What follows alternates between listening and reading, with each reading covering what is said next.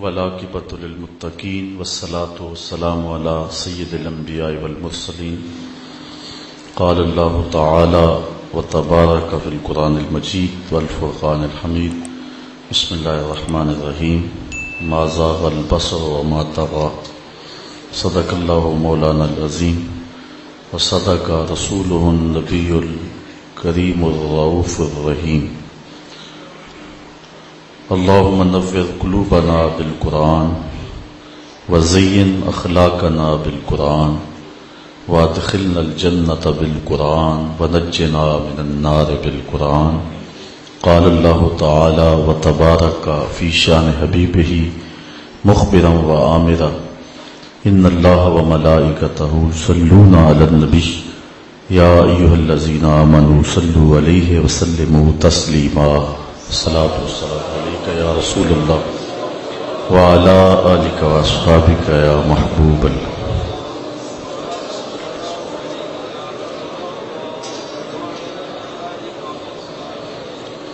تمام حمد و ثنا تعریف و توصیف اللہ جل مجدہ الکریم کی ذات بابرکات کے لیے جو خالق کائنات بھی ہے اور مالک شش جہات بھی۔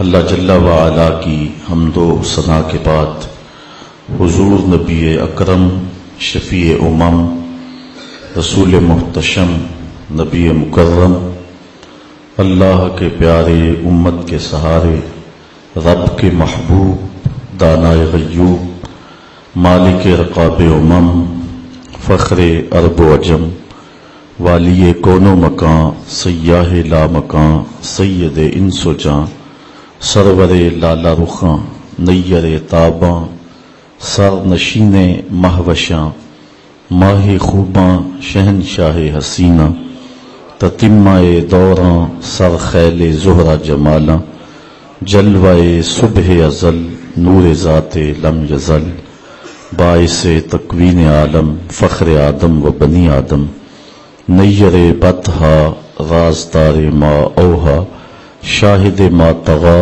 صاحب علم نشرہ معصوم آمنہ احمد مجتبی حضرت محمد مصطفیٰ صلی اللہ علیہ وسلم کے حضور ناز میں اپنی عقیدتوں ارادتوں محبتوں اور نیاز مندیوں کا خراج پیش کرنے کے بعد عالی مرتبت ذی وقار علماء کرام حضرات سامعین سامعات السلام علیکم ورحمۃ اللہ وبرکاتہ۔ حضور نبی رحمت سرور عالم صلی اللہ علیہ وسلم کے حلیہ انور کا تذکرہ پچھلے 2-3 ماہ سے شروع ہے۔ آج بھی اسی عنوان پہ کچھ باتیں آپ کے گوش گزار کر کے اپنے لیے اور آپ کے لیے سعادت مندیوں کا ساماں کریں گے۔ اللہ تعالی ہم سب کو اپنی رحمتوں کا اجالا نصیب فرمائے اور حضور کی محبت ہمارے من میں انڈھیل دے، روحوں کو حرارت اور باطن کو صفائی نصیب کرے۔ حضرت مولا کائنات سیدنا علی المرتضیٰ رضی اللہ تعالی عنہ حضور کی مبارک بینی کا تذکرہ کرتے ہوئے ارشاد کرتے ہیں کہ حضور علیہ السلام کی ناک مبارک بلند تھی اور آقا کریم علیہ السلام کی مبارک بینی پر نور کا ایک ہالہ ہر وقت رہتا تھا اور آقا کریم علیہ السلام کی بینی مبارک اس سے زیادہ بلند دکھائی دیتی تھی۔ حضور کی مبارک آنکھوں کے بارے میں روایات مختلف اصحاب رسول سے موجود ہیں۔ حضرت مولا کائنات رضی اللہ تعالی عنہ حضور کی چشمان مقدس کے بارے میں ارشاد فرماتے ہیں کانا ادعج العینین، حضور علیہ السلام کی آنکھیں کشادہ اور سیاہ تھیں۔ حضرت ابو ہریرہ رضی اللہ تعالی عنہ حضور کی آنکھوں کا حسن بیان کرتے ہوئے ارشاد فرماتے ہیں، کانا اہدب اشفار العینین، حضور کی آنکھوں کی پلکیں لمبی تھیں۔ ام معبد جو کہ حضور کی وصاف ہے اور حضور کا حلیہ بیان کرتی ہیں، کہتے ہیں فی اشفارہ وطف، حضور کی پلکیں دراز تھیں۔ ایک روایت کے لفظ ہیں وکانا اسود الحدقہ، حضور کی آنکھوں کی پتلیاں انتہا کی سیاہ تھیں۔ اور حضور علیہ السلام کے صحابی حضرت جابر بن سامرہ رضی اللہ تعالی عنہ حضور کی آنکھوں کا حسن بیان کرتے ہوئے کہتے ہیں، کان رسول اللہ صلی اللہ علیہ وسلم اشکل العینین، اشکل ایسی آنکھوں کو کہتے ہیں جس آنکھوں کے سفید حصے میں سرخ ڈورے ہوں۔ یہ اللہ نے اپنے محبوب علیہ السلام کو حسن دیا تھا اور یہ جمال عطا کیا تھا کہ حضور کی آنکھوں میں سرخ رنگ کے ڈورے تھے۔ حضرت جابر بن سامرہ رضی اللہ تعالی عنہ فرماتے ہیں، کنت اذا نظرت الیہ قلت اکحل العینین ولیس باکحل، کہتے ہیں جب بھی میں حضور کو دیکھتا تو مجھے لگتا یہ تھا کہ حضور ابھی ابھی سرما لگا کے آئے، حالانکہ حضور نے سرما نہیں لگایا ہوتا تھا، لیکن اللہ نے اپنے محبوب کی آنکھوں کو سرمگی بنایا تھا، قدرتی سرما لگا ہوا تھا۔ ویسے حضور رات کو سوتے ہوئے ہر آنکھ میں 3 سلائیاں اسمد سرمے کی لگاتے تھے، لیکن سحری کے وقت اللہ کے حضور اٹھ کے اتنا روتے کہ وہ سرما نکل جاتا، لیکن اس کے باوجود آقا کریم کی آنکھیں سرمگی تھیں اور قدرتی سرما محبوب کی آنکھوں میں لگا ہوا تھا۔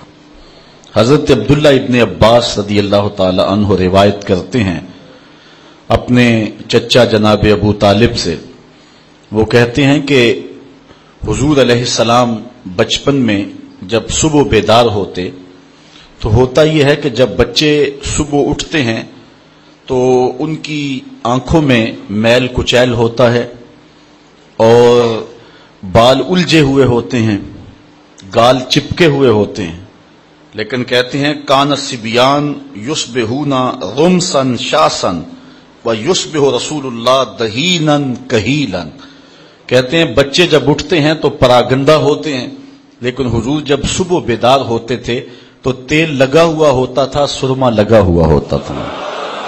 یہ اللہ نے اپنے محبوب کی آنکھوں کو جمال عطا کیا ہے۔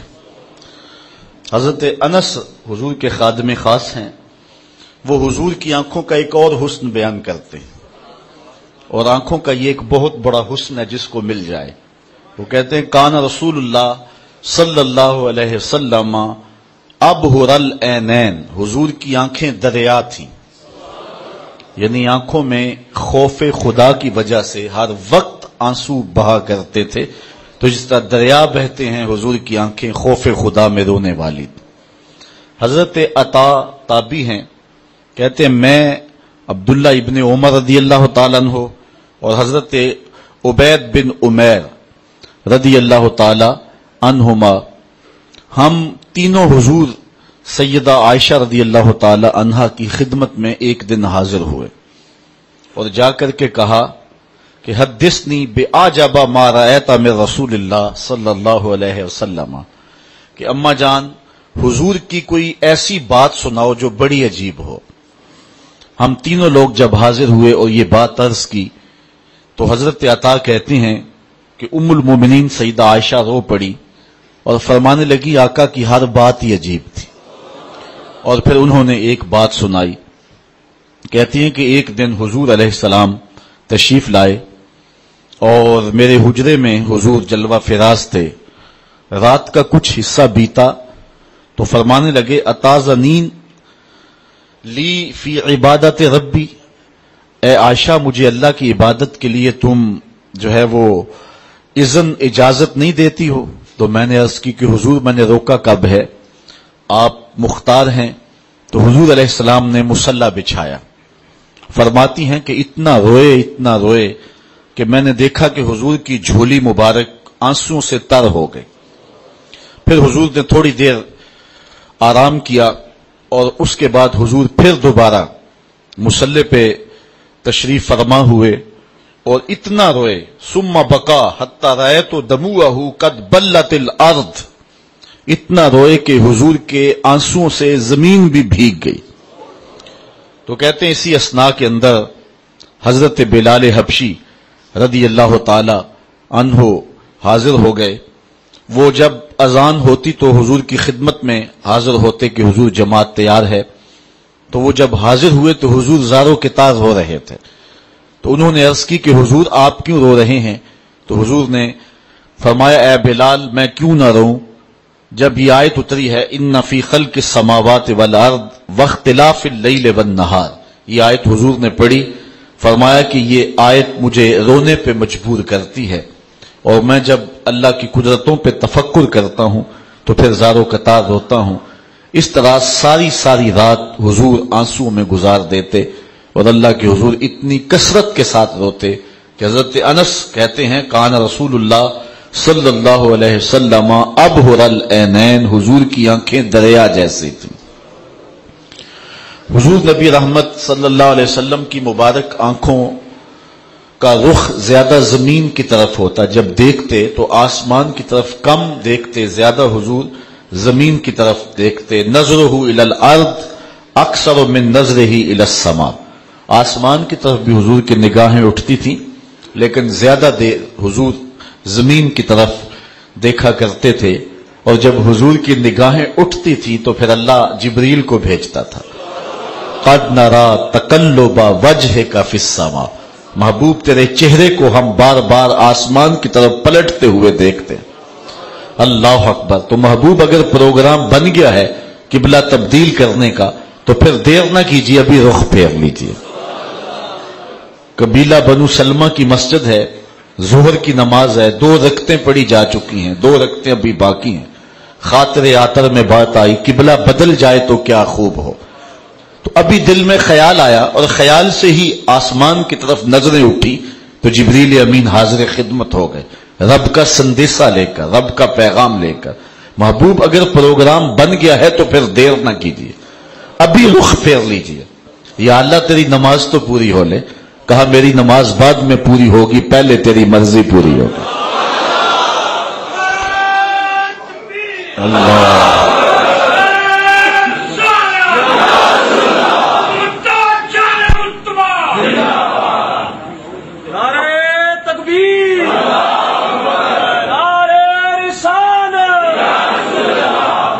ابو ہریرہ رضی اللہ تعالی عنہ حضور علیہ السلام کی مبارک آنکھوں کا معنوی حسن بیان کرتے ہیں۔ ایک تو حضور کی مبارک آنکھوں کا ظاہری حسن ہے کہ پتلیاں انتہائی سیاہ تھیں، سفید رنگ میں سرخ رنگ کے ڈورے تھے، سرما نہ لگانے کے باوس بھی سرما لگا رہتا تھا، پلکیں دراز اور لمبی تھیں، کیا خوب سجن دیاں اکھیاں نے جے میں پار کے سرائیاں رکھیاں نے، کتنی خوبصورت آنکھیں تھی جھیل جیسی۔ تو اللہ نے اپنے محبوب کو ہر لحاظ سے خوبصورت بنایا۔ ایک تو ہے حضور کی آنکھوں کا صوری ظاہری حسن، اور ایک ہے حضور کی آنکھوں کا معنوی باطنی حسن۔ آنکھ خوبصورت ہو، جھیل جیسی ہو، لیکن آنکھوں میں نور نہ ہو تو بتائیے کہ آنکھیں کس کام کی؟ وہ نرگسی آنکھیں، خوبصورت آنکھیں، پلکیں خوبصورت، لیکن ان میں روشنی ہی نہیں ہے، ان میں بصارت کا اجالا ہی نہیں ہے۔ تو آنکھوں کا سب سے بڑا حسن تو یہ ہے کہ آنکھوں میں دیکھنے کی بصارت کی طاقت موجود ہو۔ اللہ کے محبوب علیہ السلام کو اگر خوبصورت آنکھیں دی گئی ہیں تو اس میں بصیرت کتنی رکھی گئی ہے اور بصارت کتنی ڈال دی گئی ہے۔ آؤ حضرت ابو ہریرہ سے پوچھتے ہیں رضی اللہ تعالی عنہ سے۔ کہتے ہیں قال رسول اللہ صلی اللہ علیہ وسلم حل ترون قبلتی ہا ہونا واللہ ما یخفى علی رکوعکم ولا خشوعکم انی لاراکم من وراء ظہری۔ حضور نے فرمایا جس طرح میں آگے دیکھتا ہوں اس طرح میں پیچھے بھی دیکھتا ہوں۔ تمہارے رکوع بھی مجھ سے مخفی نہیں ہیں اور دلوں میں پیدا ہونے والے خشوع بھی مخفی نہیں ہیں. اور اقبال کہتا ہے اے فروغت صبح آثار و دہور چشم تو بی نندائے ما فی الصدور. تیری نظر تو سینوں کے چھپے ہوئے راز بھی دیکھتی ہے. حدیث میں آتا ہے حضرت عبداللہ ابن عباس رضی اللہ تعالیٰ عنہ روایت کرتے ہیں کان رسول اللہ صلی اللہ علیہ وسلم یرا فی اللیل فی الظلمت کما یرا فی النہار فی الضوء. جس طرح دن کے اجالے میں حضور دیکھتے تھے رات کے اندھیرے میں بھی دیکھتے تھے. آنکھوں میں روشنی ہے لیکن ماحول میں اجالا نہ ہو تو میں اور آپ نہیں دیکھ سکتے. لیکن حضور جس طرح روشنی میں دیکھتے تھے چٹے دن میں دیکھتے تھے رات کی تاریکی میں بھی حضور ایسے ہی دیکھتے تھے. اللہ اکبر. اس لیے کہ ما زاغ البصر کا سرما جو لگا ہوا تھا اللہ کے دیدار کا سرما محبوب کی آنکھوں میں لگا ہوا. حضرت امام حلبی نے لکھا ہے کہ حضرت موسیٰ نے جب تقاضۂ رؤیت کیا کہ مالک میں تجھے دیکھنا چاہتا ہوں تو جواب کیا ملا تھا لن ترانی. اے موسیٰ تم مجھے کبھی بھی نہیں دیکھ سکتے. لیکن اس کے باوجود عرض کیا مالک میں تو دیکھنا چاہتا ہوں.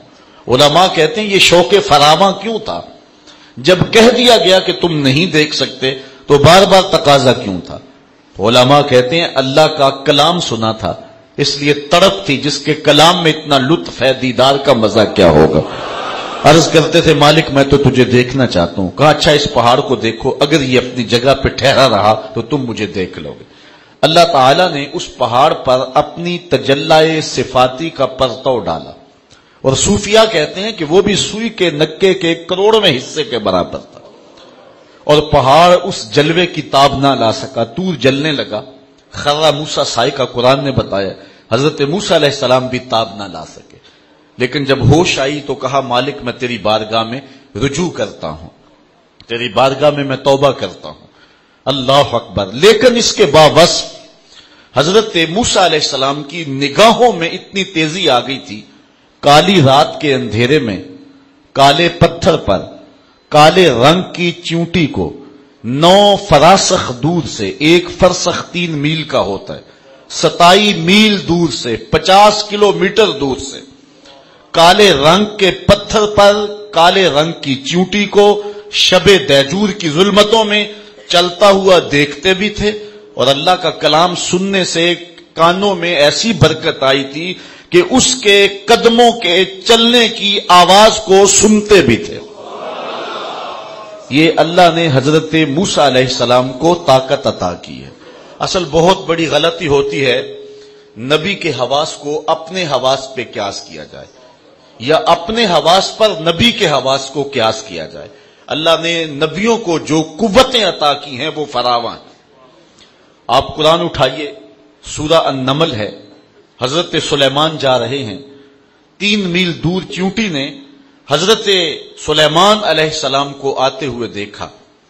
ساتھ ان کا لشکر بھی تھا تو اس نے اپنی ہمجولیوں سے کہا جلدی جلدی اپنی بلوں میں داخل ہو جاؤ اللہ کے نبی کا لشکر بے خبری میں تمہیں کچل نہ دے. اس بات کو حضرت سلیمان نے سنا اور چونٹی کی اس بات پہ مسکرائے. فتبسم ضاحکا من قولها سورہ نمل اٹھائے اس کی بات پہ مسکرا پڑے. اب جو تیوریات کے ماہرین ہیں وہ کہتے ہیں چونٹی کے منہ میں زبان نہیں ہوتی پھر یہ بولتی کیسے ہے؟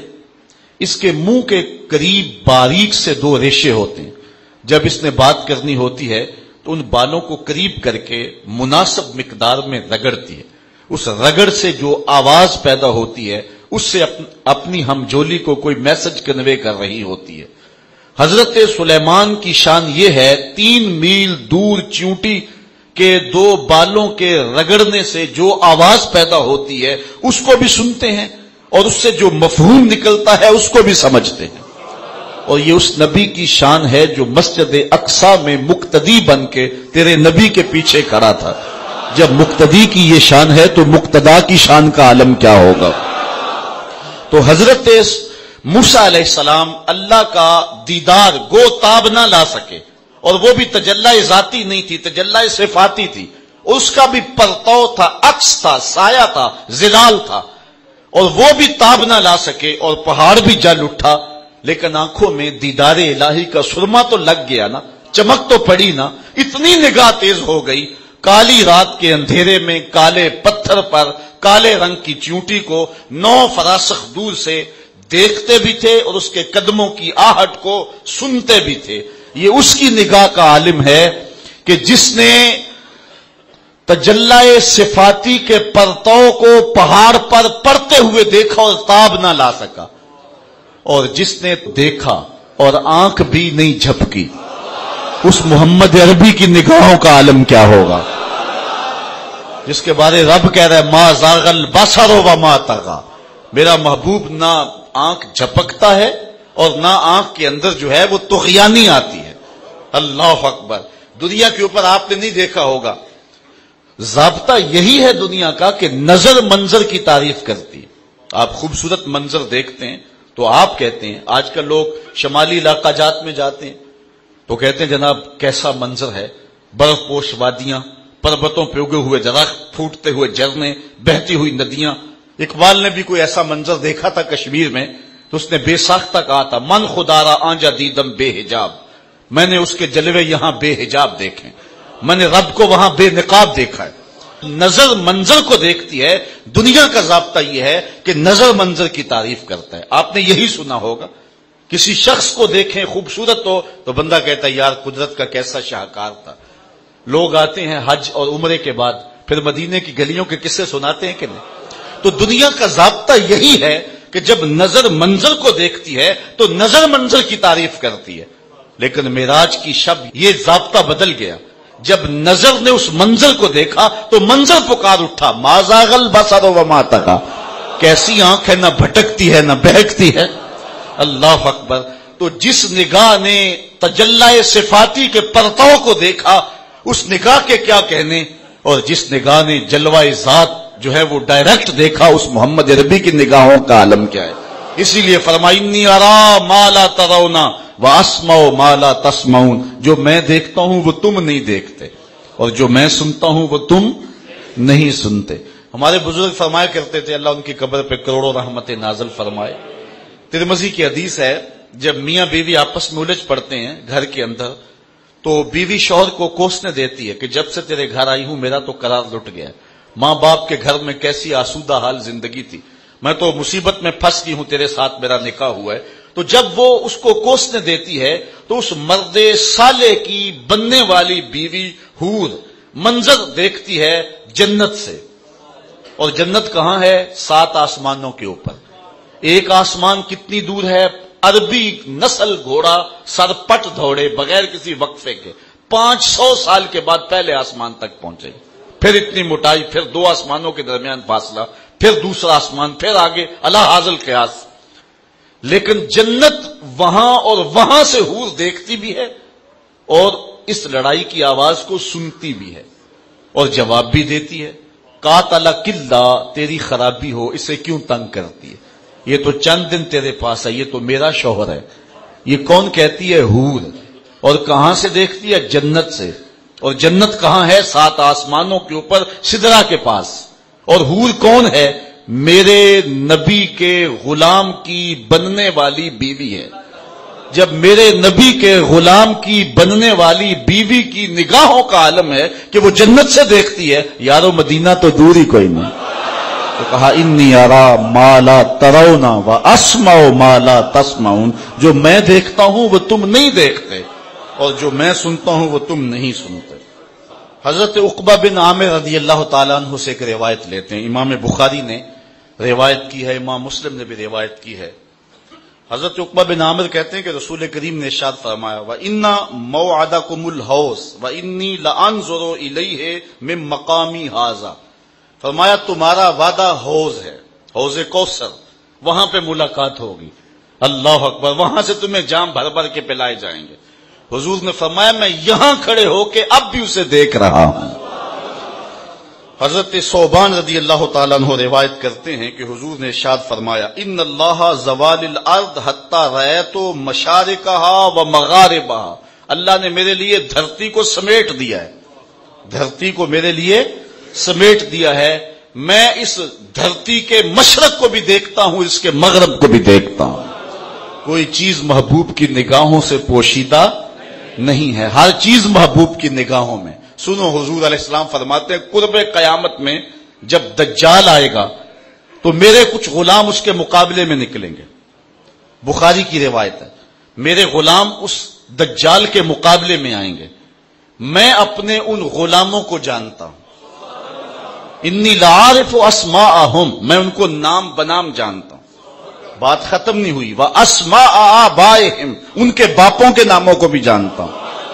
بات ختم نہیں ہوئی، والوان خیولہم، جن گھوڑوں پہ چڑھ کے جہاد کریں گے میں محمد ان گھوڑوں کے رنگوں کو بھی جانتا ہوں، کوئی چیز پوشیدہ رہی نہیں ہے۔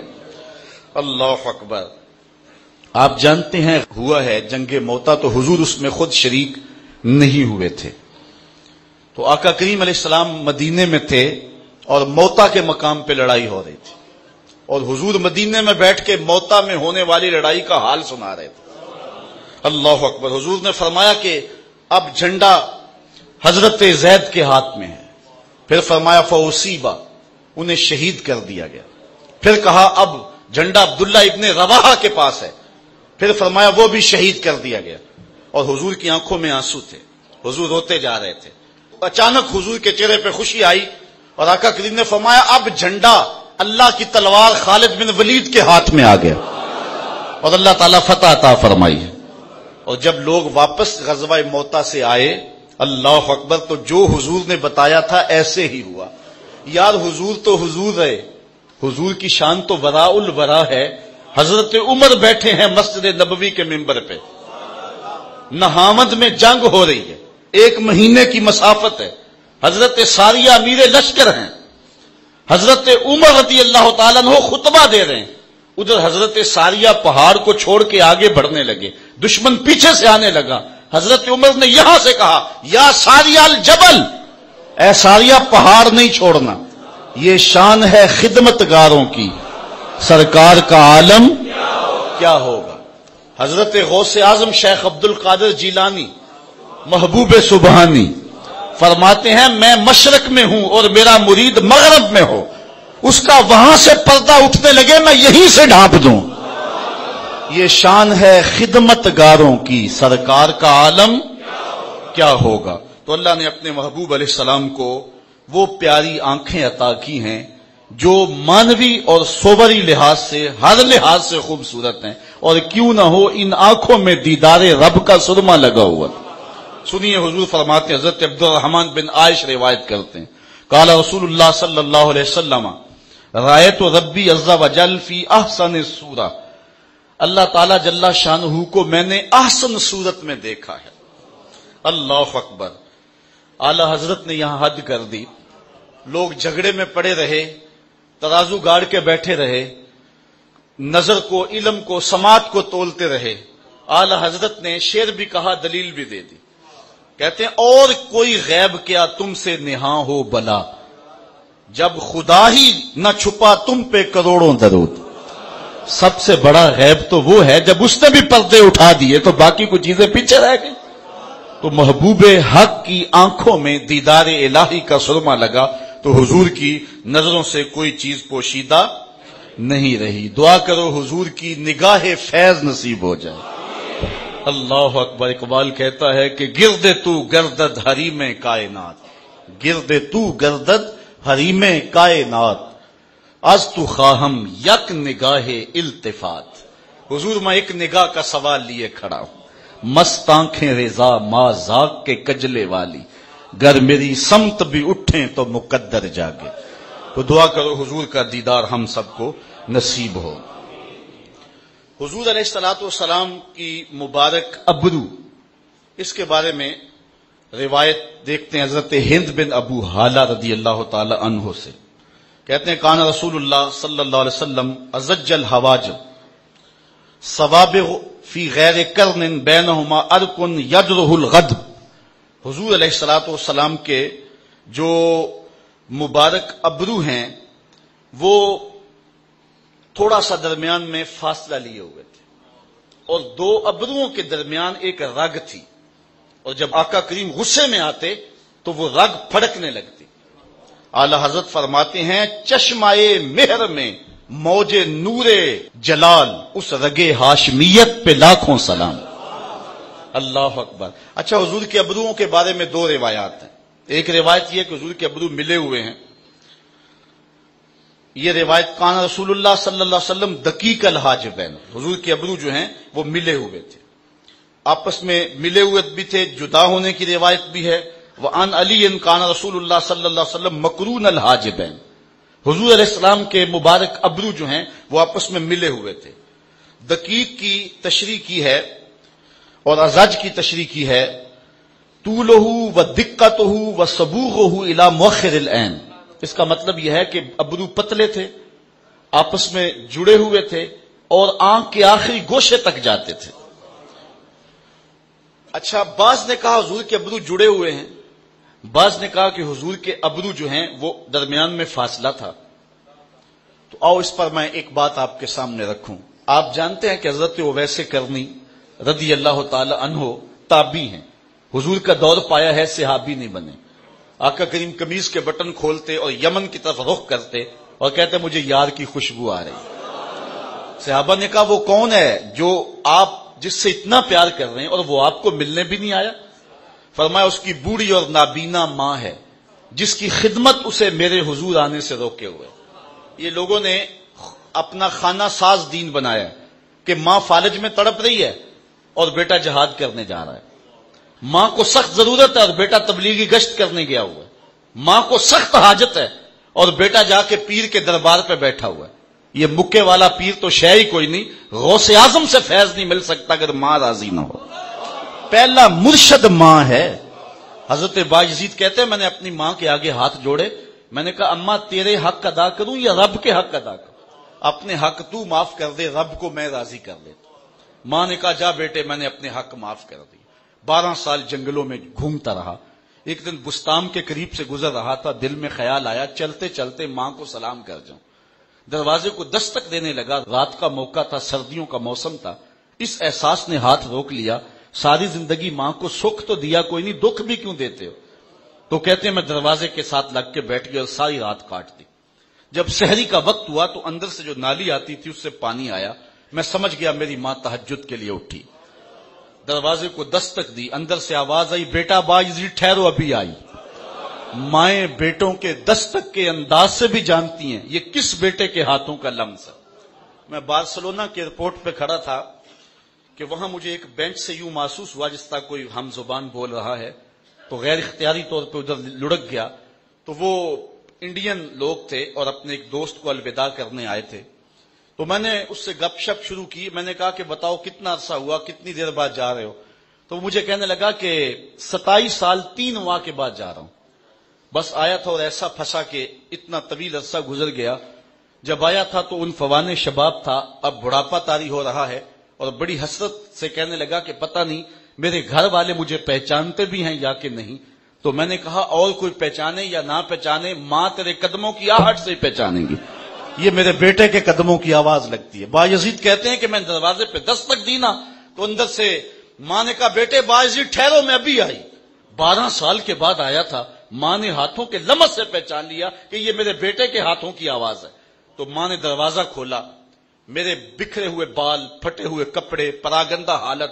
ماں کی آنکھوں میں آنسو تیر آئے اور ایسے ہاتھ پھیلا کے بایزید کی ماں نے کہا مالک میرا بیٹا بایزید تیری طلب میں نکلا تھا، تو نے ابھی تک اسے اپنا قرب نہیں دیا. حضرت بایزید کہتے ہیں 12 سال کی ریاستوں سے جو نہیں ملا تھا ماں کے اٹھے ہوئے ہاتھوں سے مل گیا. میں نے کہا مالک میں تجھے کہاں ڈھونڈ رہا ہوں، تو کہاں موجود ہے؟ تو کہا اس کی نابینا اور بوڑھی ماں ہے جس کی خدمت اسے میرے حضور آنے سے روکے ہوئے ہے. بلکہ فرمایا کوئی اویس کو ملے اور میرا سلام دے اور کہے میری امت کی بخشش کی دعا کرے. معلوم ہوا جو ماں باپ کے خدمت گزار ہوتے ہیں اللہ ان کی دعائیں رد نہیں کرتا. میں نے کتب تصوف میں پڑھا ہے جو شخص روزانہ اپنے والدین کے لیے دعا کرے ساری زندگی اس کے رزق میں بے برکتی نہیں آتی. اچھا، حضرت مولا کائنات سید علی المرتضی اور حضرت عمر رضی اللہ تعالی عنہما دونوں حاضر ہوئے. حضرت اویس کرنی کے پاس پہنچے اور جا کے حضور کا سلام دیا. بس اویس کرنی تڑپ گئے اور کہا کہ حضور کے لبوں پہ کیسے میرا نام آیا تھا، کیسے کہا تھا اویس کو سلام دینا.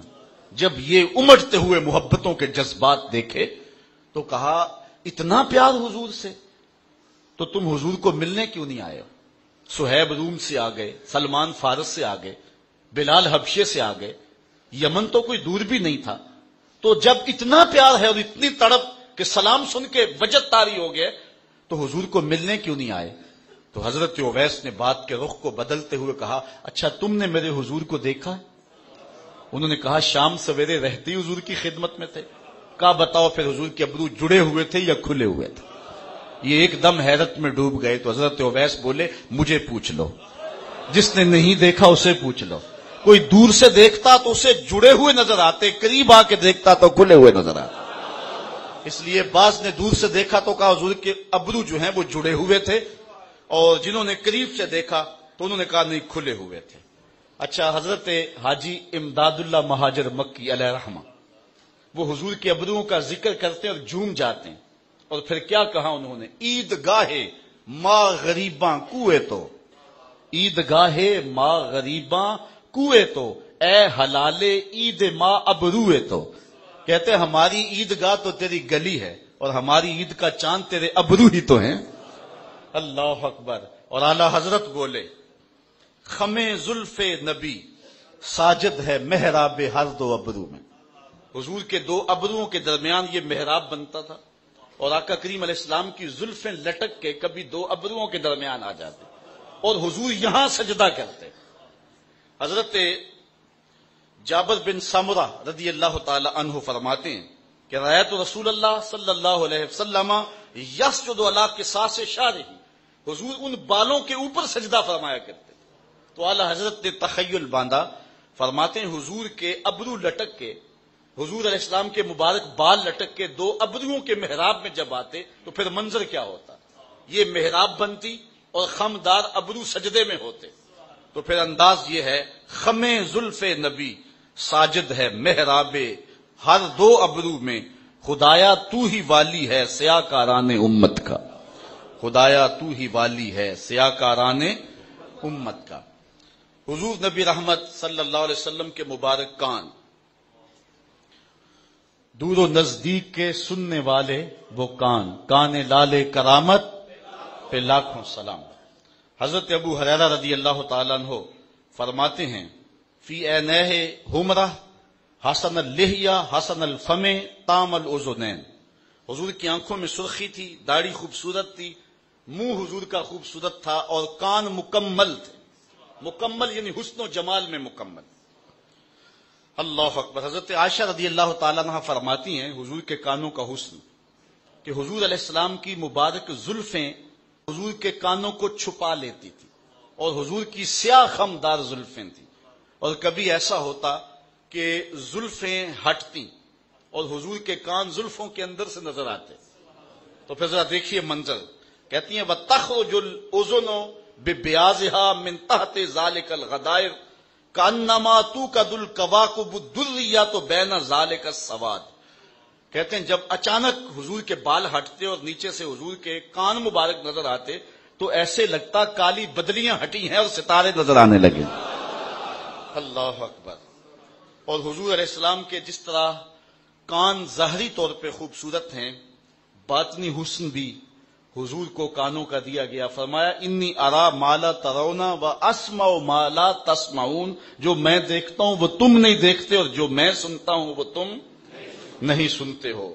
بلکہ فرمایا اسمع صلاۃ اہل محبتی و عارفہم، جو شخص بھی میرے اوپر محبت سے درود پڑھے میں اس کے درود کو سنتا بھی ہوں اور پڑھنے والے کو پہچانتا بھی ہوں۔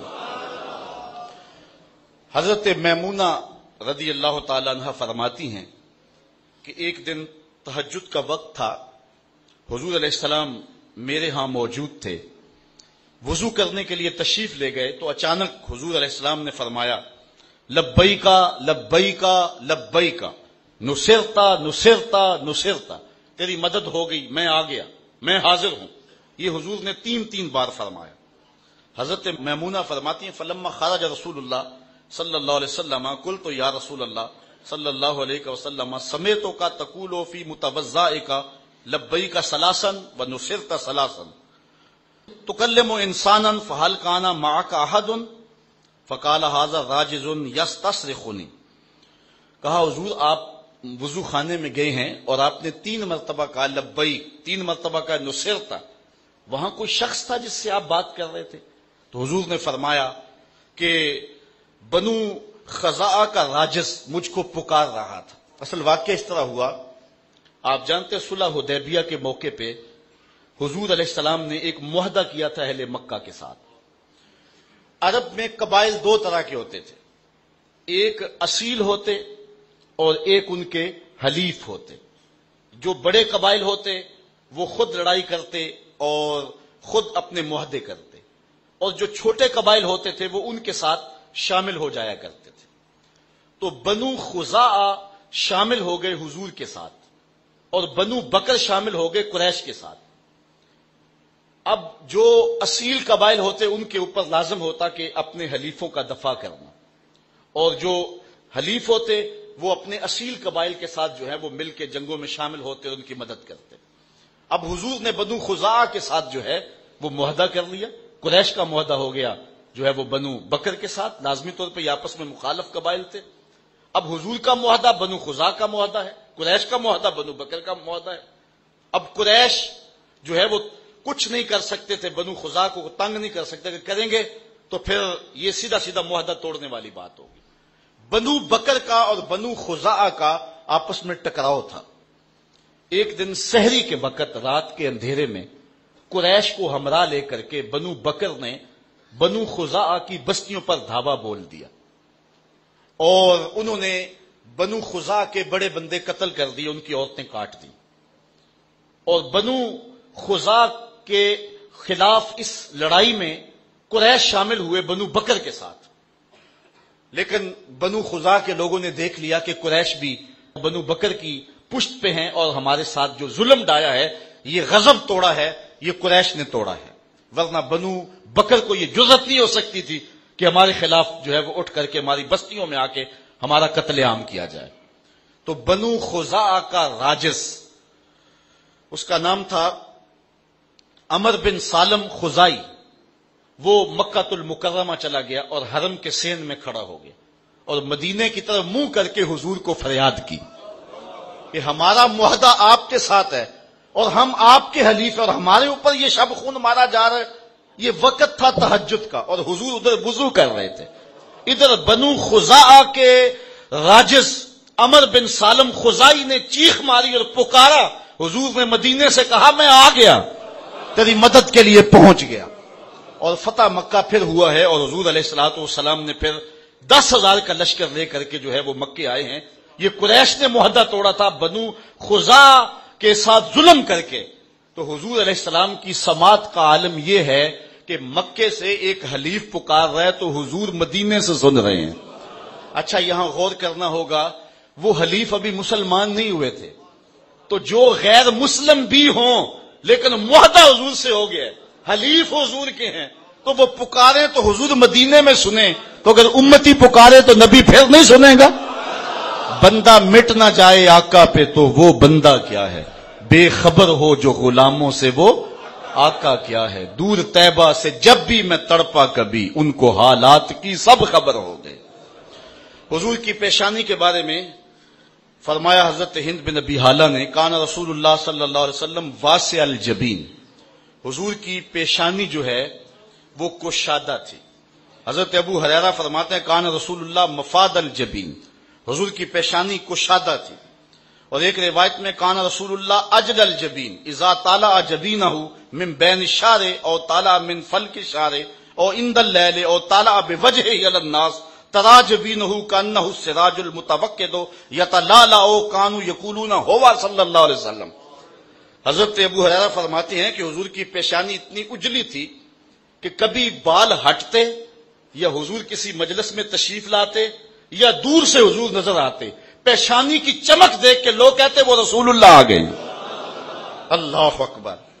ام المومنین سیدہ عائشہ کہتی ہیں کہ ایک دن میں چرخہ کاٹ رہی تھی اور آقا کریم علیہ السلام اپنے نالین کو خود پیبند لگا رہے تھے، تو میں نے کیا دیکھا کہ حضور کی پیشانی پہ شبنمی قطرے نمودار ہوئے، پسینے کے قطرے آئے، تو کہتی ہے میں نے دیکھا تو دیکھتے دیکھتے میرا چرخا رک گیا، ایسی کھو سی گئی کہ میرا چرخا رک گیا۔ تو جب میرا چرخا رکا تو حضور علیہ السلام نے فرمایا مالک یا عائشہ، عائشہ کیا ہو گیا، یہ تم کام کیوں چھوڑ دیا؟ تو میں نے آگے سے کہا ولو اراکا ابو کبیر الحزلی لعالم انک احق بشیرہ حیث یقول واذا نظرت الی اسرۃ وجہہ برکت بروک العارض المتحلل۔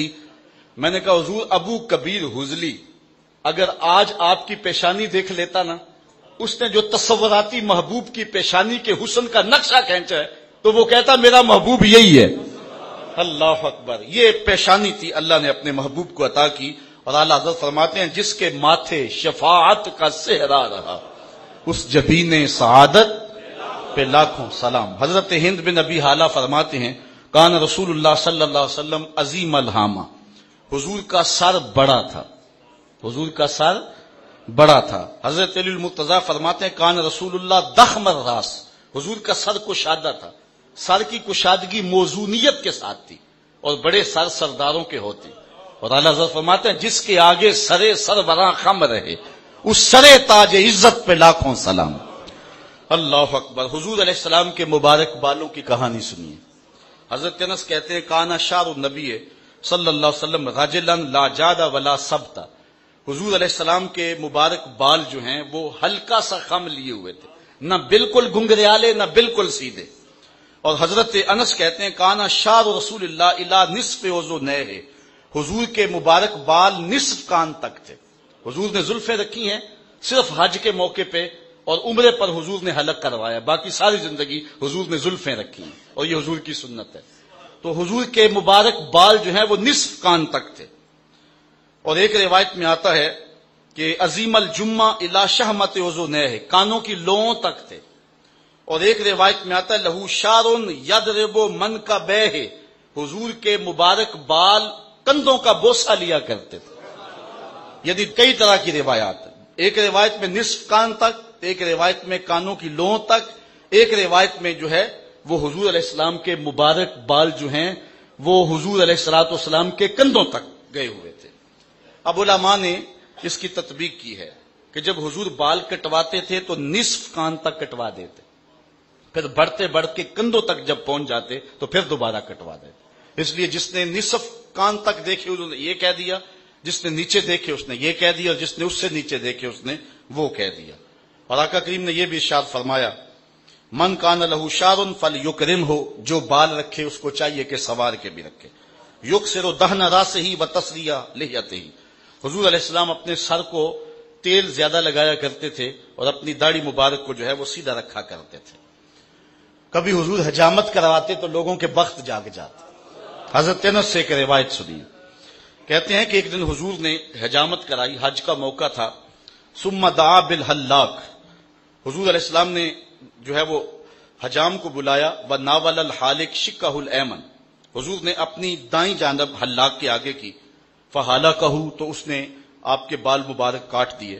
ثم دعا ابا طلحہ الانصاری، پھر حضرت ابو طلحہ انصاری کو بلایا، فآتاہ، اور ان کو وہ بال عطا کر دیے۔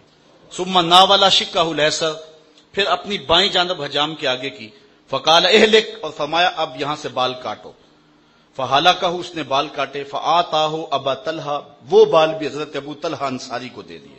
فقال اقسمہ بین الناس، پھر فرمایا اے ابو طلحہ یہ بال لوگوں میں بانٹ دو۔ حضرت عثمان بن عبداللہ روایت کرتے ہیں کہ حضرت ام سلمہ رضی اللہ تعالی عنہا کے پاس، حضور کی زوجہ محترمہ کے پاس حضور کے کچھ بال تھے۔ مدینے میں جب کوئی بیمار ہو جاتا تو وہ لے کر کے ان کے پاس آ جاتے، تو وہ ڈبیا سے بال نکالتی اور پانی کے گلاس کے اندر اس کو فخدخدتہ لہو قشرب فیہ مریض، تو وہ ان بالوں کو اس پانی کے گلاس کے اندر حرکت دیتی، اور جب حضور کے مبارک منہ نور کی برکت اس پانی میں آ جاتی تو مریض کو دے دیتی، اللہ شفا عطا فرما دے۔ حضرت ثابت بنانی فرماتے ہیں کہ حضرت انس کا جب آخری وقت آیا تو انہوں نے مجھے نصیحت کی کہ میرے پاس کچھ حضور کے مبارک منہ نور ہیں، جب میں فوت ہو جاؤں اور مجھے کفن اور غسل دیا جا چکے، مجھے لحد میں اتارو تو یہ بال میری زبان کے نیچے رکھ دینا۔ اللہ اکبر. یہ بال اتنے بابرکت بال ہیں کہ اس کی برکات زمانے نے دیکھی ہیں. میں صرف ایک واقعہ بیان کر کے اپنے موضوع کو سمیٹ لیتا ہوں، اور یقیناً حضور کے بالوں کی برکت، موئے انور کا معجزہ آپ کے سامنے آئے گا. صحابہ میں ایک نام ایسا ہے جن کو کبھی زندگی میں کوئی شکست نہیں ہوئی، اور وہ نام ہے حضرت خالد بن ولید کا. چونکہ انہیں سیف اللہ کہا گیا، اور اللہ کی تلوار کو کون شکست دے سکتا ہے، بلکہ حضرت خالد بن ولید کی آرزو تھی کہ میں راہ حق میں شہید کیا جاؤں، لیکن یہ آرزو ان کی پوری نہیں ہو سکی، اور وہ بستر پہ اپنی طبی موت فوت ہوئے، اس لیے کہ اللہ کی تلوار کو کون توڑ سکتا تھا. تو حضرت خالد بن ولید جس جنگ میں بھی گئے ہیں انہیں کامیابی ہوئی. ایک مرتبہ حضرت خالد بن ولید پر مشکل آ گئی. جبلہ بن اہم کے مقابلے میں حضرت خالد بن ولید نکلے، اور وہ ایک کثیر لشکر لے کر کے آپ کے مقابلے میں آ گیا. حضرت رافع بن عمر تائی وہ بھی آپ کے ساتھی تھے، آپ کے نائب کمانڈر تھے. تو انہوں نے کہا کہ لگتا ہے آج قضا آ گئی، جو حالات ہیں مسلمان پسپا ہونے لگے، اور یہ پہلی بار ایسا ہوا تھا کہ خالد بن ولید کی قیادت میں لڑی ہوئی کوئی جنگ اس میں پسپائی ہو رہی ہے. تو حضرت عمر بن رافع الطائی نے کہا کہ لگتا ہے قضا آ گئی ہے. تو حضرت خالد بن ولید نے کہا کہ مجھے بھی ایسا ہی لگتا ہے کہ کوئی مشکل بن گئی ہے.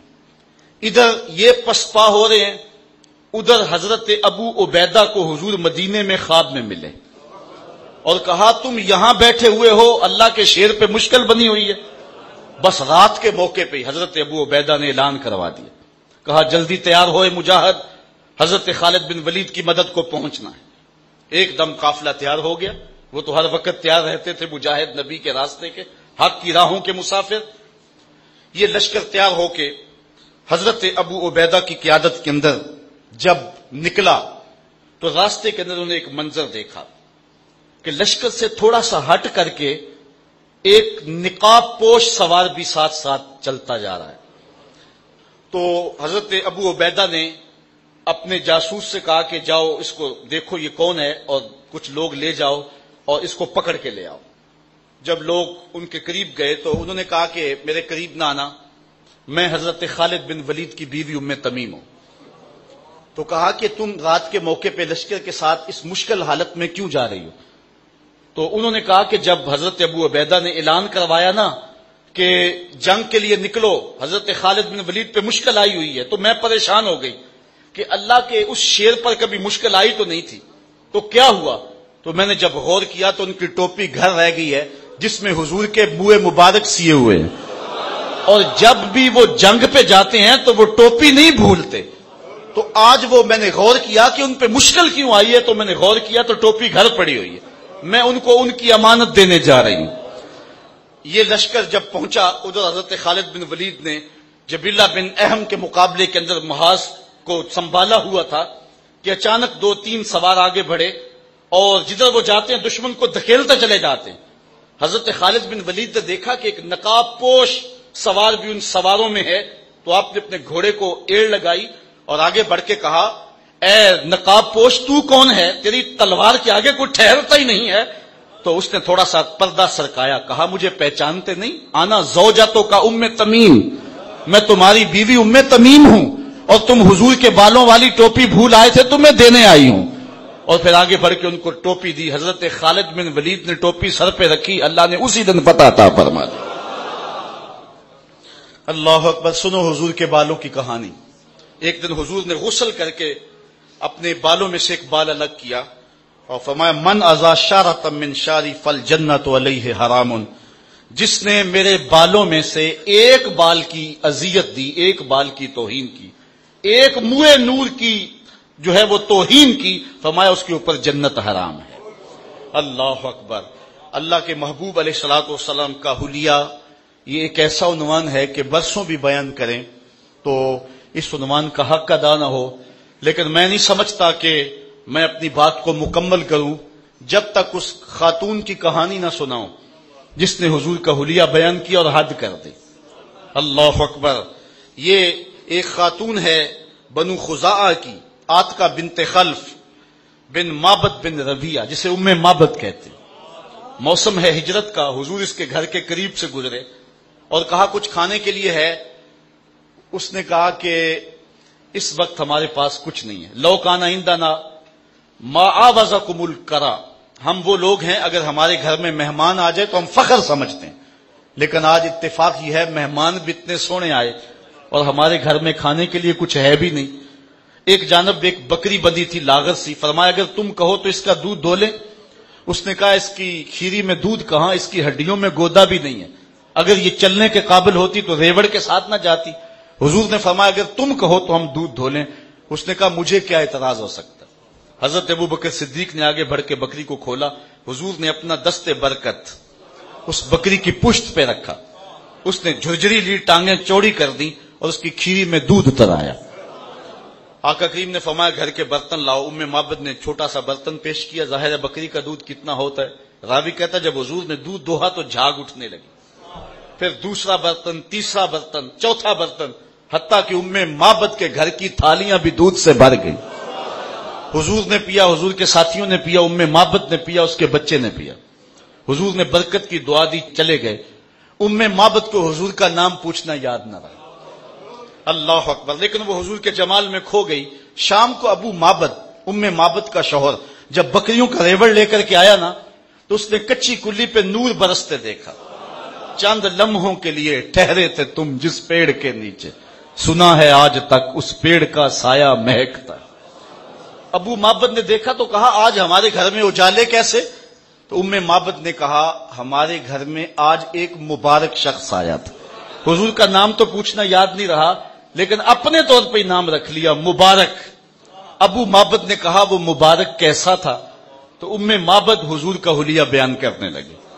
اللہ اکبر، اس نے کہا فقالت رأیت رجلا ظاہر الوزاد حسن الخلق ملیح الوجه لم تعبه سجلہ ولم تضر به سالہ کسیم وسیم وفی عینیہ داج وفی اشفارہ بطف وفی صوتہ سہل احول اکحل ازج اکرن فی عنقہ سطع وفی لحیتہ کساسہ اذا صمت فعلیہ الوقار واذا تکلم سما وعلاه البہاء حلو المنطق فصل لا نظر ولا حذر کانا منطقہ خضرات نظم یتحدرن ابہ الناس واجملہ من بعید واحسنہ من قریب ربعتا لا تشنعہ عین من طول ولا تقتحمہ عین من قصر غصن بین غصنین فهو انظر الثلاثۃ منظرا واحسنہم قدرا۔ یہ حدیث تو بہت لمبی ہے اور ایک ایک لفظ جو ہے وہ دامن کھینچ رہا ہے، لیکن میں اس حدیث کے صرف دو لفظ آپ کے سامنے رکھوں گا جو ام معبد نے حضور کا نقشہ کھینچا۔ اس نے کہا خوبصورت تھا، ملیح الوجہ تھا، حسن نمکین تھا، رنگ گورا تھا، قد اونچا تھا۔ اللہ اکبر، لیکن دو لفظ سنیے، اس نے کہا ابہ الناس وَأَجْمَلَهُ مِن بَعِيدٍ وَأَحْسَنَهُ مِن قَرِيبٍ۔ میرے شوہر میں کیا بتاؤں کہ وہ مبارک کیسا تھا، جب دور سے چلا آ رہا تھا تو سونا لگتا تھا، قریب آ گیا تو اور سونا لگتا تھا۔ ذرا غور کیجئے اس کے ایک ایک جملے پہ، دور تھا تو سونا لگتا تھا، قریب آ گیا تو اور سونا۔ کچھ لوگ دور سے بھلے لگتے ہیں، قریب آئیں تو نقوش میں وہ حسن نہیں رہتا، اور کچھ لوگ قریب سے سونے لگتے ہیں، دور جائیں تو پھر دھندلے دھندلے ہو جاتے ہیں۔ لیکن یہ حضور کا کمال حسن ہے، دور سے بھی سونے اور قریب سے بھی سونے۔ اور یہاں حسن بیان کرتے کرتے سیرت بھی بیان کریں گے۔ کچھ لوگ دور سے بھلے لگتے ہیں، قریب آئیں تو بھلے نہیں لگتے۔ اس کے لہجے میں یوں تو برف تھی، لیکن جو چھو کے دیکھا تو ہاتھ جل گئے۔ دور سے اچھے، قریب آئیں تو جو ہے وہ عجیب مصیبت۔ دور کے ڈھول سہانے، قریب آئیں تو کان پھٹے۔ جب کاروبار کر کے دیکھا، دوستی لگا کے دیکھا، رشتہ داری کر کے دیکھا، پتا چلا یہ تو بندہ ہی ٹھیک نہیں ہے۔ دور دور سے اچھے اور قریب آئیں تو اچھے نہیں۔ لیکن ام معبد نے کہا وہ دور سے بھی سونا تھا، قریب آیا تو آنکھوں کی پتلیوں میں حیا لکھا ہوا تھا۔ دور بھی سونا تھا، قریب آیا تو سونا تھا۔ اچھا، اس کا ایک ترجمہ میں بھی کیا کرتا ہوں، دور سے بھی سونا اور قریب سے بھی۔ جنہوں نے دور سے دیکھا انہوں نے کہا سونا، اور جنہوں نے قریب سے دیکھا انہوں نے بھی کہا سونا۔ جنہوں نے قریب سے دیکھا نا، انہوں نے کہا کل قمر لیلۃ البدر لم ارا قبلہ ولا بعدہ مثلہ۔ یہ قریب سے دیکھنے والے ابو ہریرہ کی بات ہے۔ فرماتے ہیں 14ویں کے چمکتے ہوئے چاند کی طرح تھے، اور حضور جیسا نہ پہلے دیکھا نہ بعد میں دیکھا۔ یہ وہ کہہ رہا جس نے قریب سے دیکھا، اور جس نے 13 صدیوں کے فاصلے پہ کھڑے ہو کے بریلی میں کھڑے ہو کے دیکھا۔ اس نے کہا خورشید تھا کس زور پر، کیا بھڑ کے چمکا تھا قمر، بے پردہ جب وہ رخ ہوا یہ بھی نہیں وہ بھی نہیں۔ جس نے قریب سے دیکھا اس کا نام جابر بن سامرہ ہے۔ اس نے کہا لیلۃ الادھیان تھی، دھاری دار چادر اوڑے حضور محو استراحت تھے، میں کبھی چاند کو دیکھوں کبھی حضور کو دیکھوں۔ فائزہ ہوا اندی احسن من القمر، پھر میں نے سوچا چاند نہیں میرے حضور ہی سونے ہیں۔ یہ جس نے قریب سے دیکھا اس کی کہانی ہے، اور جس نے 13 صدیوں کے فاصلے پہ گولڑے میں کھڑے ہو کے دیکھا، اس نے کہا مکھ چند بدر شاہ شانی، متھے چمک دی لاٹ، کالی زلفت اکھ، مخمور رکھی ہن مد بھریاں، سبحان اللہ ما اجملا کا ما احسنا کا ما اکملا کا، کتھے مہر علی کتھے تیری ثنا۔ جس نے قریب سے دیکھا اس کا نام عبداللہ ابن عباس ہے رضی اللہ تعالیٰ عنہ۔ پاس کھڑے ہو کے دیکھا، گھر میں بیٹھ کے دیکھا، کیا فرمانے لگے؟ کان رسول اللہ صلی اللہ علیہ وسلم افلج الثنیتین اذا تکلم کالنور یخرج من بین ثنایاہ۔ کیا پوچھتے ہو، حضور کے سامنے والے دانتوں میں ہلکا سا فاصلہ تھا، جب بات کرتے تھے نور کی کرنیں چھن چھن کے نکلتی تھی۔ یہ اس شخص کی کہانی ہے، یہ اس شخص کی بات ہے جس نے قریب سے دیکھا، اور جس نے 14 صدیوں کے فاصلے پہ لاہور میں کھڑے ہو کے دیکھا۔ اس نے کہا تو اجے میرا یار نہیں ڈٹھا، جنوں ویکھ کے چن شرماوے، ادھی راتی دن چڑھ جاوے، جیو رخ تو نقاب اٹھاوے، تے جیو نکلے سیر کرن نو سارا گلشن سیس نواوے، اتے دھرتی لف لف جاوے، جے ہاتھ پھلاں وچ رکھدا ہاتھ پھلاں تو ود جاوے، نین نشیلے مست رسیلے وچ سونا کجل سہاوے، اکھ اگڑے تے انج پیا جاپے جویں میں خانہ کھل جاوے، تے جے او کھولے پیچ زلف دا اتے راہی راہ پل جاوے، توبہ توبہ حسن سجن دا چال نہ چلی جاوے، بجلی ڈردی لشک نہ مارے متا بے ادبی ہو جاوے، علم خدا نے اینا دتا عقلاں وچ نہ آوے، عقل خدا نے اینی دتی علماں وچ نہ آوے، کی اعجاز نظر وچ او دی جو آوے وک جاوے، خلق او دے نے مو لئی دنیا کوئی ورلا ہی جان بچاوے، آزم ایڈا سونا ماہی سنو کدرے نظر نہ آوے۔ وَأَجْمَلَهُ مِن بَعِيدٍ وَأَحْسَنَهُ مِن قَرِيبٍ، کہا میرے شوہر میں کیا بتاؤں، دور تھا پھر بھی سونا لگتا تھا، نیڑے آ گیا پھر بھی سونا ہی لگتا۔ ابو معبد کو بڑا افسوس ہوا کہ میں دور ہی نہیں تھا، ان قریبی پہاڑوں میں تھا، تم نے مجھے بھی بلا لیا ہوتا، میں بھی مبارک کی دید کر لیتا۔ اچھا اب میں دور نہیں جایا کروں گا، جب کبھی مبارک آئے تو مجھے ضرور بلانا۔ ابو معبد بکریوں کا ریوڑ لے کے شام کو آتا ہے، معبد کھانا دینے آتی ہے، ابو معبد کہتا ہے کھانا بعد میں کھائیں گے، پہلے مبارک کی باتیں سنو۔ روزانہ شام کے وقت ان کے گھر میں مبارک کی باتیں ہوتی ہیں۔ لہجے کو سادہ کر لوں تو ترتیب یوں ہوگی، روزانہ شام کو ان کے گھر میں محفل میلاد ہوتی۔ کبھی وہ بچہ بھی بولتا درمیان سے، امی کیسے مبارک نے ہاتھ رکھا تھا بکری پہ۔ اچھا ایک دن معبد کو سودا سلف کی ضرورت پڑی تو وہ چلتی چلتی مدینے جا پہنچی۔ بازار میں سودا خرید رہے تھے کہ حضرت ابو بکر صدیق گزرے، بچے کی نظر پڑ گئی۔ جب حضرت ابو بکر صدیق کو دیکھا تو بچہ چیخ اٹھا، یا امہ انا ھذا الرجل الذی کان مال مبارک، امی جو اس دن مبارک کے ساتھ نہیں تھا آدمی یہ جا رہا ہے۔ انہوں نے سودا چھوڑا اور حضرت ابو بکر صدیق کے پیچھے، کہا تم تو مل گئے ہو، مبارک کدھر ہے؟ اچھا نام تو خود ہی رکھا ہوا تھا۔ حضرت ابو بکر نے فرمایا کون سا مبارک؟ کہا وہی جس نے بکری کی پشت پہ ہاتھ رکھا تھا۔ آپ سمجھ گئے، کہا آؤ تمہیں مبارک کے ڈیرے پہ لے چلو۔ حضور مسجد نبوی کے صحن میں تھے، جب حضور کو دیکھا تو بچہ پھر چیخا، امی وہ دیکھو مبارک بیٹھا ہوا ہے۔ حضور کی خدمت میں حاضر ہوئے اور ایمان کی دولت نصیب ہوئی، واپس پلٹے، شام کا موقع آیا، ماں کہنے لگی پتر تو نہیں بتانا، میں تیرے باپ کو بتاؤں گی، ساری کہانی میں سناؤں گی۔ بیٹا کہتا ہے مبارک کے ساتھی کو تو پہلے میں دیکھا تھا، اس لیے پہلے میں بتاؤں گا۔ یہ بحث کر رہے تھے کہ ابو معبد آ گیا، وہ چاہتی ہے میں بتاؤں، بیٹا کہتا ہے میں بتاؤں، لیکن ابو معبد کہتا ہے آج تمہارے چہرے پھر چمک رہے ہیں، مبارک پھر آیا تھا۔ انہوں نے کہا مبارک تو نہیں آیا، ہم مبارک کا ڈیرا دیکھ آئے ہیں۔ کہا کہاں رہتا ہے؟ کہا جسے دنیا محمد کہتی ہے وہی تو مبارک ہے۔ اللہ اکبر۔ کہتے ابو معبد بھی گیا اور جا کے حضور کے قدموں میں بیٹھ گیا اور سعادتیں پا گیا، تیری تک کے ادامہ میں مرید ہو گئی۔ وہ بکری ام معبد کے پاس کب تک زندہ رہی؟ سیرت نگار خاموش ہیں، کوئی پتہ نہیں کب تک زندہ رہی، لیکن اتنا جانتے ہیں عام الرمادہ کے سال زندہ تھی۔ یہ حضرت عمر کے زمانے میں ایک سال آیا جب خشک سالی ہوئی اور کہیں سے کوئی پانی کا قطرہ نہیں ملتا تھا، درختوں کے پتے بھی سوکھ گئے، حوض بھی سوکھ گئے۔ اس سال یہ بکری زندہ تھی۔ کیسے پتا چلا زندہ تھی؟ اس لیے کہ کہیں سے کچھ نہیں ملتا تھا، ام معبد کے ڈیرے سے دودھ مل جاتا تھا۔ یہ اس سال بھی برابر دودھ دیا کرتی تھی۔ تو ام معبد حضور کا حلیہ بیان کرتی ہے، میرے شوہر میں کیا بتاؤں، وہ دور سے بھی سونا اور وہ قریب سے بھی سونا۔ اللہ اکبر۔ اعلیٰ حضرت بولے بلبل نے گل ان کو کہا۔ بلبل کی منتہائی پرواز تو یہی ہے نا، پھول سے آگے تو دیکھ ہی نہیں سکتی، اس نے بھی کہہ دیا پھول۔ بلبل نے گل ان کو کہا، کمری نے سروے جاں فضا، حیرت نے جھنجھلا کر کہا یہ بھی نہیں وہ بھی نہیں۔ خورشید تھا کس زور پر، کیا بھڑ کے چمکا تھا قمر، بے پردہ جب وہ رخ ہوا، یہ بھی نہیں وہ بھی نہیں۔ سمجھا نہیں ہنوز میرا عشق بے ثبات، تو کائنات حسن ہے یا حسن کائنات؟